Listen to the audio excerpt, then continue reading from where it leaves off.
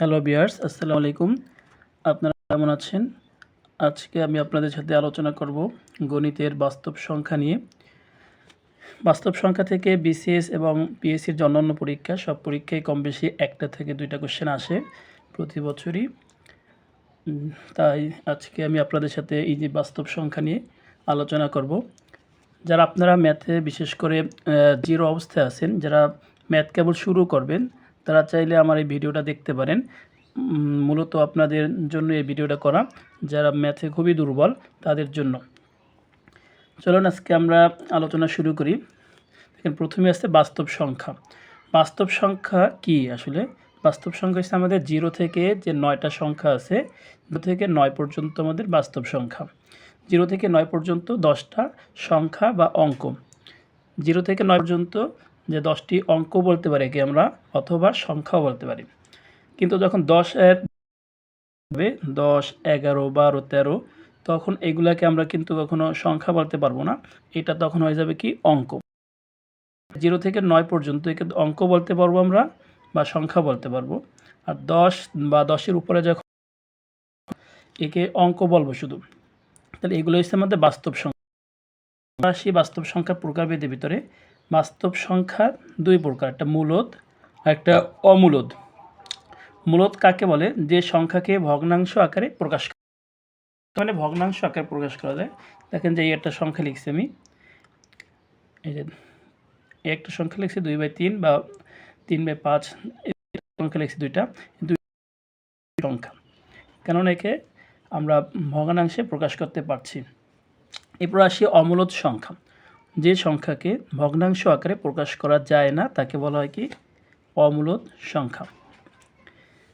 তারপরে মূলদ সংখ্যা আবার 2 প্রকার।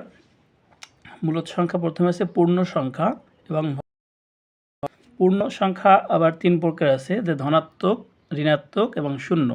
ধনাত্মক মানে 1, 2, 3 যেগুলো আছে ঋণাত্মক, -1, -2, -3 যেগুলো আছে এগুলো আমাদের ঋণাত্মক সংখ্যা, এবং শূন্য।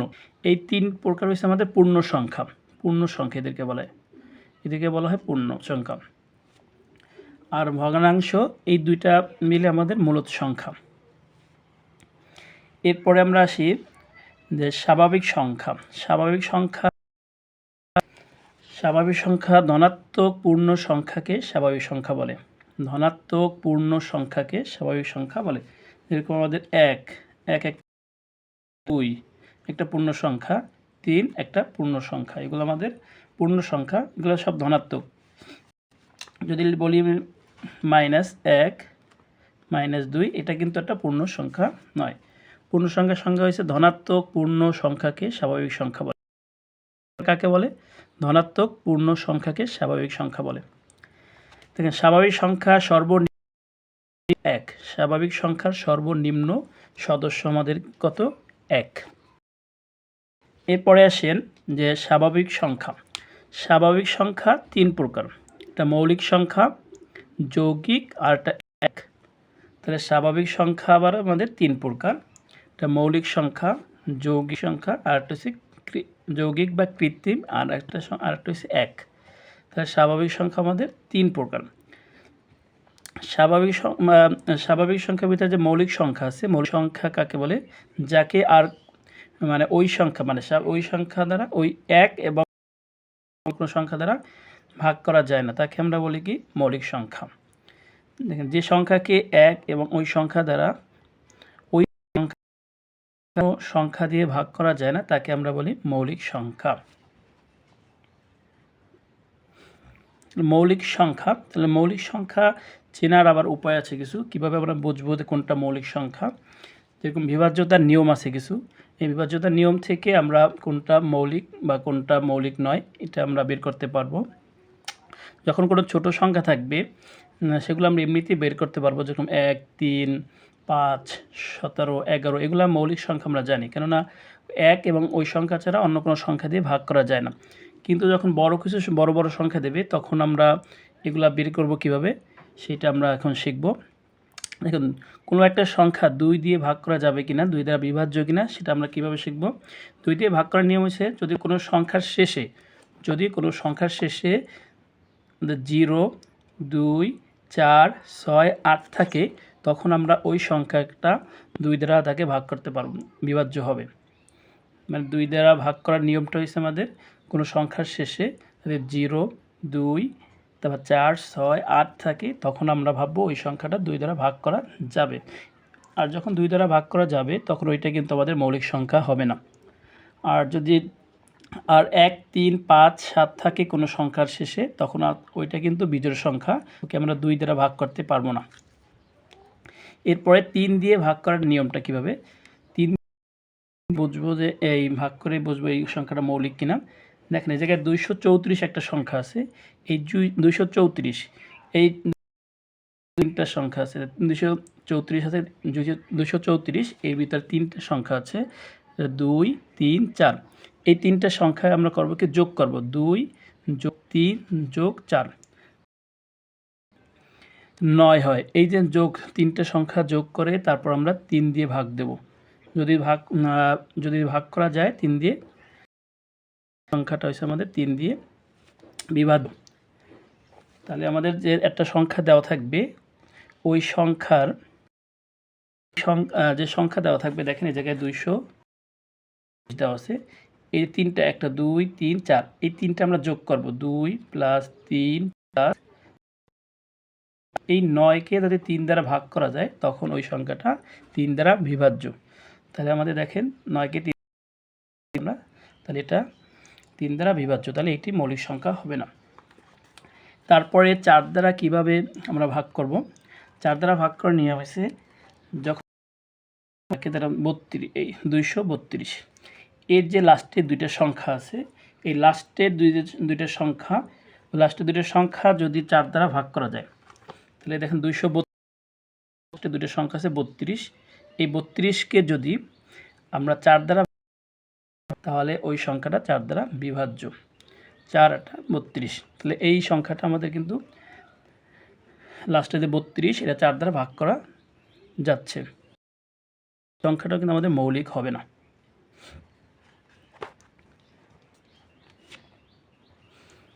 এরপর আসি আমরা 5 দিয়ে ভাগ করার নিয়ম। যদি কোনো সংখ্যার শেষে 0 এবং 5 থাকে তাহলে ওই সংখ্যাটা 5 দিয়ে বিভাজ্য, তাহলে 5 দ্বারা আমরা ভাগ করতে পারবো। আর 6 দিয়ে ভাগ করার নিয়মটা কি, যদি কোনো সংখ্যাকে আমরা আছে 2 এবং 3 দুইটা দিয়ে যদি ভাগ করতে পারি তখন ওই সংখ্যাটা 6 দিয়েও ভাগ করা যাবে। তাহলে 2 এর আবার রুলস আগে শিখছি আমরা, যে কোনো সংখ্যার শেষে যদি 0 থাকে, 2, 4, 6 এরকম জোড় সংখ্যা থাকে তখন 2 দ্বারা ভাগ করা যাবে। আর 3-এর যে রুলটা ছিল যে আমাদের সংখ্যাটা দেওয়া থাকবে, ওই সংখ্যাগুলো প্রত্যেকটা সবগুলো যোগ করে আমরা যোগ করে তারপর আমরা 3 দিয়ে যদি ভাগ করা যায় তাহলে ওই সংখ্যাটা 3 দিয়ে বিভাজ্য। এরপরে আমরা আসি যে 7 দিয়ে আমরা ডিরেক্ট ভাগ করে দেখব। 7 দিয়ে ওইভাবে কোনো নিয়ম নেই। আর 9 দিয়ে ভাগ করার নিয়ম হচ্ছে যদি কোনো সংখ্যাকে 9 এবং 3 দিয়ে ভাগ করা যায়, 9 এবং 3 দিয়ে যদি ওই সংখ্যাকে ভাগ করা যায় তখন ওই সংখ্যাটা 9 দিয়ে বিভাজ্য। এই রুলসগুলো যাতে আমাদের মনে থাকে তাহলে আমরা ছোট ছোট যে ম্যাথগুলো দেবে নিচের কোন সংখ্যাটা মৌলিক বা মৌলিক নয় তখন আমরা বের করতে পারবো। এরপরে দেখেন গুণনীয়ক বা উৎপাদক বা ভাজক। গুণনীয়ক, উৎপাদক বা ভাজক, একটি সংখ্যাকে যে সংখ্যা দ্বারা ভাগ করা যায় ওইগুলোই হলো ওই সংখ্যার গুণনীয়ক। তাহলে আমরা গুণনীয়কটা কীভাবে বার করব, গুণনীয়কটা দেখেন যদি বলে আপনাকে 12-র গুণনীয়ক কয়টা, তাহলে আমরা 12কে যে কয়টা সংখ্যা দিয়ে ভাগ করতে পারবো ওইটাই হচ্ছে 12-র গুণনীয়ক। যেরকম 1, 2, 3, 4, 6, 8 এই প্রত্যেকটা সংখ্যা দিয়ে কিন্তু আমরা 12কে ভাগ করতে পারি, তাই এই সবগুলো সংখ্যা হলো 12-র গুণনীয়ক। আর গুণিতক বা নামতা, গুণিতক বলতে আমরা যেটা নামতা বুঝি এটা, এইখানে দেখেন 11 করে নামতা দেওয়া আছে, এই নামতাগুলো আমরা পড়ব। নামতাগুলো আমাদের অনেক কাজে লাগবে, বিশেষ করে যখন মৌলিক তখন আমাদের যখন বড় বড় সংখ্যাগুলো দেবে তখন এই নামতাগুলো আমাদের কিন্তু তাই আমরা সবাই নামতাগুলো মুখস্থ করে ফেলব। তারপর গুণনীয়ক বের করার নিয়ম, গুণনীয়কগুলোও মানে এই একই রকম, যে বললাম যে কোনো একটা সংখ্যাকে যে সংখ্যা দ্বারা ভাগ করা যাবে ওই যে সংখ্যা দ্বারা ভাগ করা যাবে ওইগুলো তার গুণনীয়ক। দেখেন 24-এর গুণনীয়ক কি 1, 4, 6, 8, 12, 24 এগুলো হলো 24-এর গুণনীয়ক। এরপরে আমরা আসি, যদি আমাদের কখনো বলে এরকম 251 সব এটা কি মৌলিক না যৌগিক, তখন আমরা কিভাবে এটাকে বের করব। যেখানে শেষে আছে কত 1, যদি কোনো সংখ্যার শেষে বিজোড় সংখ্যা থাকে তাহলে আমাদের যে জোড় সংখ্যাগুলো আছে 2, 4, 6 আমরা ওই সংখ্যাগুলো আমরা ভাগ দেব না। তাহলে এই যে সংখ্যাটা 251 এটা মৌলিক না যৌগিক, এটা আমরা কিভাবে বের করব। শেষে আছে বিজোড় সংখ্যা 1 আছে, তাই আমরা দিয়ে ভাগ দেব না। যেরকম 2, 4, 6, 8 এগুলো দিয়ে আমরা ভাগ দেব না। আমরা ভাগ দেব হচ্ছে 3, 3, 5, 7 এগুলো দিয়ে আমরা ভাগ দেব। তাহলে আমরা হচ্ছে এই সংখ্যাটা বের করতে পারব। তারপরে বিজোড় সংখ্যা হলে বিজোড় সংখ্যা দিয়ে আমাদের ভাগ করা যায় কিনা সেটা দেখো। বিজোড় সংখ্যা বলতে 3, 5 এগুলো 3 দিয়ে কিভাবে আমরা যে মৌলিক কিনা এটা যাচাই করছি, আমরা আগে শিখছি 3 দিয়ে কীভাবে, এটাকে আপনারা যাচাই করবেন যে 3টা সংখ্যা আছে 2, 5 আর 1, 8 3টা যোগ করবেন, যোগ করার পরে 3 দিয়ে যদি ভাগ দেন, তারপরে ভাগ যদি করা যায় তখন যদি ভাগ করা গেলে তখন হচ্ছে এটা মৌলিক সংখ্যা হবে, না করা গেলে মৌলিক সংখ্যা নেই।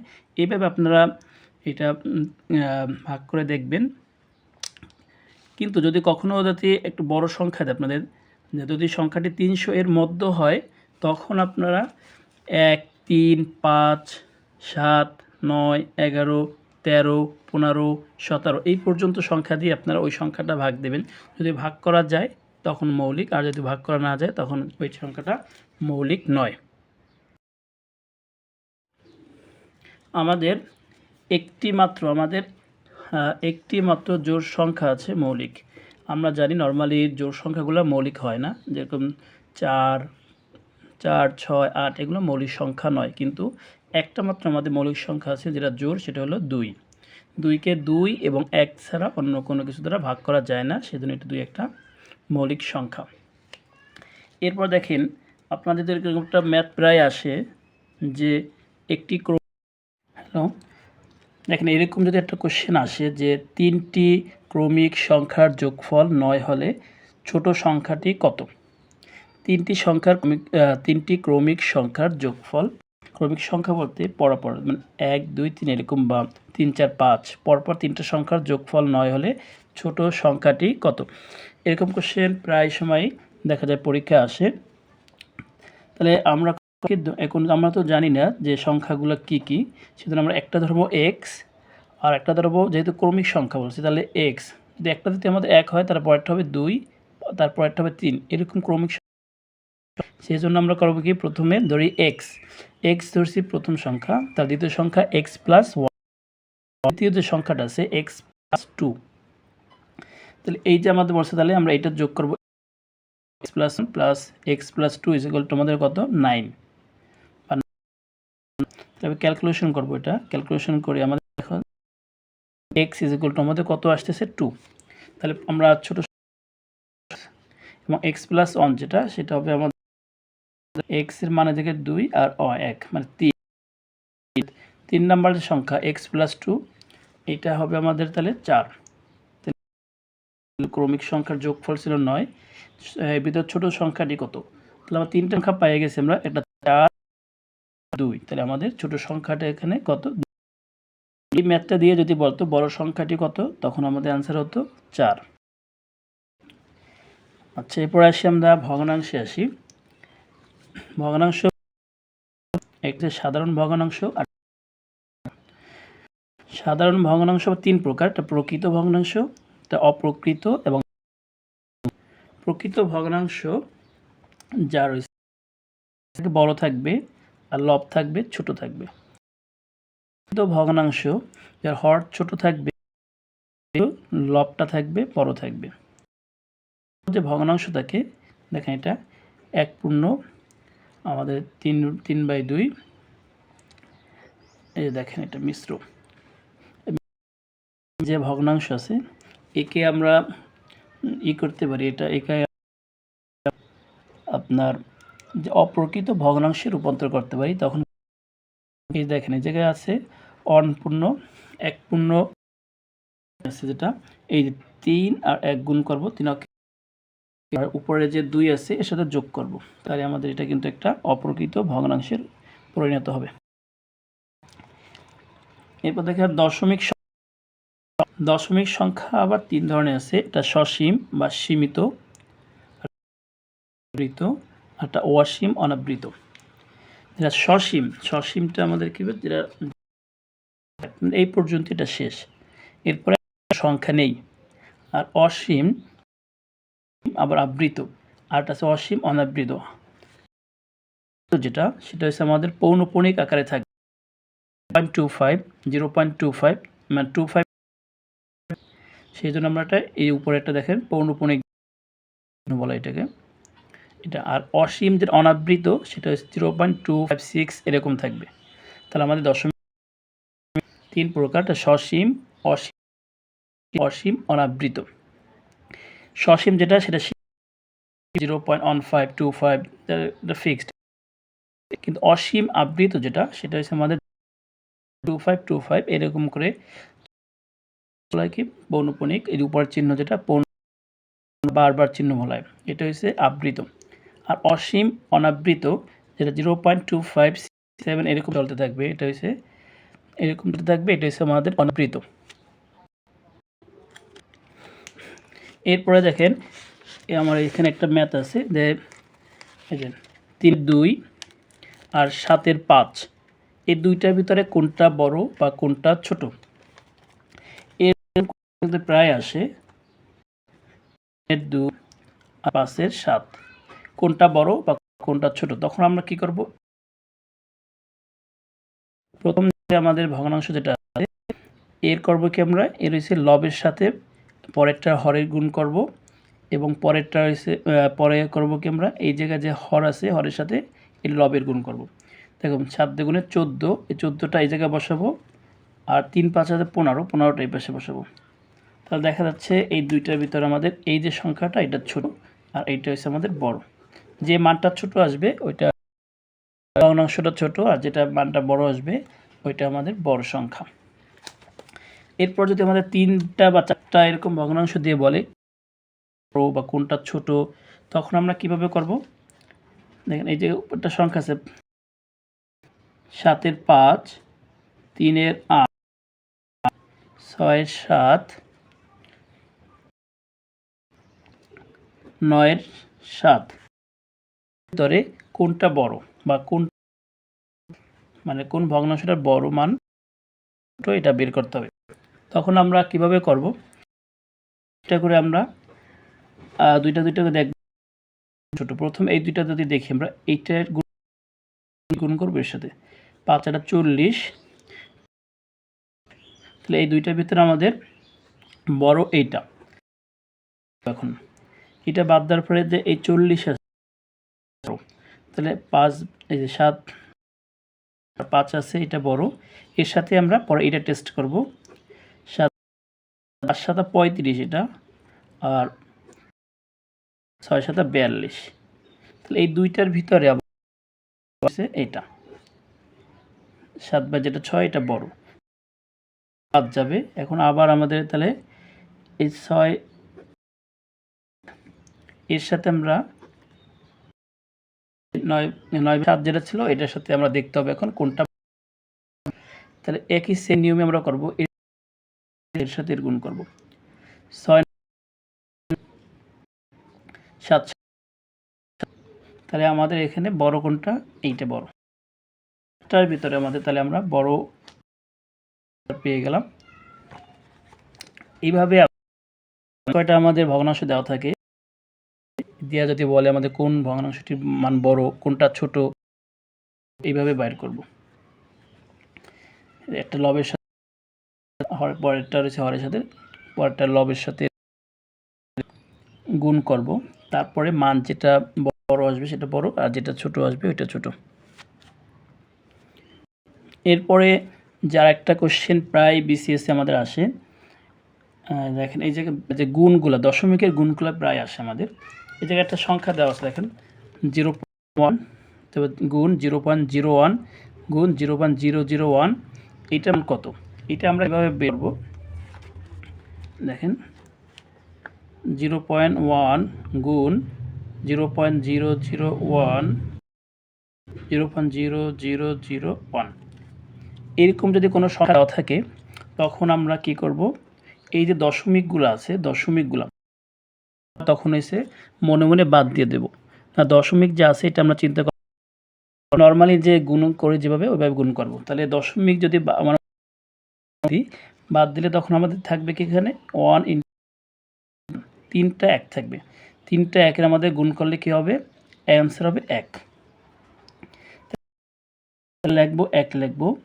এখন আমাদের এসে কাউন্ট করতে হবে এই যে দশমিক সংখ্যা ছিল এর পরে কয়টা সংখ্যা ডান পাশে কয়টা সংখ্যা আছে।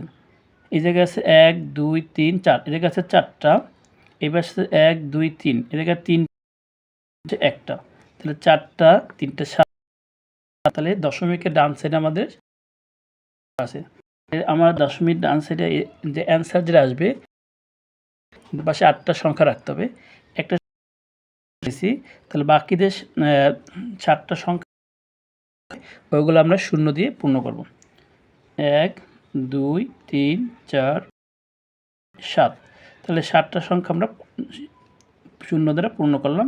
দশমিক থাকবে 0 একটা, এটা অ্যান্সার। তাহলে এর অ্যান্সার হচ্ছে 0 1টা 2টা 3টা 4টা 5টা 6টা 7টা 0 1। তাহলে আমাদের এই ম্যাথটা এরকম, এই প্রত্যেকটা ম্যাথ একই রুলসের। যদি এরকম একটা কোশ্চেন আসে 0.3 গুণ 0.08 এবং গুণ 0.02, তাহলে আমরা কীভাবে করব?